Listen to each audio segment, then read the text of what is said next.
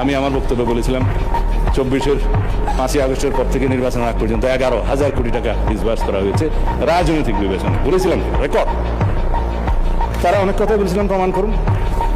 স্টেটমেন্টটা নিয়ে এসেছি যে 2024 আগস্ট টু ডিসেম্বর 3,043 কোটি টাকা, 2025 জানুয়ারি টু ডিসেম্বর 6,948 crore, 2026 জানুয়ারিতে 536 কোটি টাকা।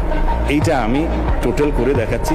Total disbursement from August 24 to January 2026 10,527 crore।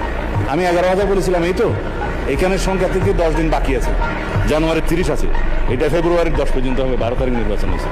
আমার সংখ্যা একেবারে ঠিক আছে, 11,000 দেওয়া হয়েছে। জবাব, কেউ যদি আপনারা চ্যালেঞ্জটা গ্রহণ করতে চান, সিট আছে আমার কাছ থেকে নিয়ে যাবেন। আমি সেই চ্যালেঞ্জটা নিলাম। ভরে দিলে